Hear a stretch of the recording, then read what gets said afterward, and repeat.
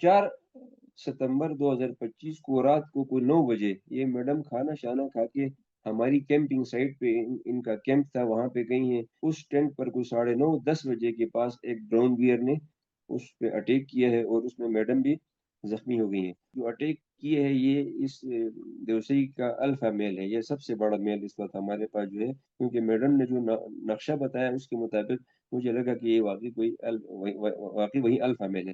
क्योंकि ये जब खड़ा हुआ तो मैडम वाज़ टेलिंग कि तकरीबन कोई 9-10 फुट, 11 फुट का था, जब ये अपने दोनों पैरों पे खड़ा हुआ है। और जहाँ तक मेरा ख़्याल है उस टेंट से में कोई खाने-पीने की चीज़ होगी जिसके स्मेल को लेकर वो बियर वहाँ पे गिया है। मैं आरएचक्यू स्कर्दू किया जहाँ पे मैडम को हमारा स्टाफ लेकर आया था। तो हमने रात को उनको वहाँ पे एक्स-रे कराया, हमने कहा कोई फ्रैक्चर ना हो। उसके बाद हमने उनको बैंडेज-वैंडेज कराया, फिर कोई हिफाज़ती टीके कोई थे वो हमने उनको लगवाए। तो मैडम से मेरी बात हुई तो मैडम वाज़ बिल्कुल फाइन, बड़ी ब्रेव खातून है, मैं उनको एनकरेज करता हूँ। तो उनके बस इन दोनों बाजुओं पे काफ़ी सारे स्क्रैचेस थे, जो कि ब्राउन बियर ने शायद नाखून-शाखून मारे होंगे और कोई बाइट का निशान उनके बॉडी पे नहीं था। बात ये है ना कि ये पूरा देवसई नेशनल पार्क उसकी आमाजगाह है, यहाँ पर वो फिरता है। बेसिकली ये नॉकटर्नल है जी। ये रात को घूमता फिरता है, दिन को ये रेस्ट करता है।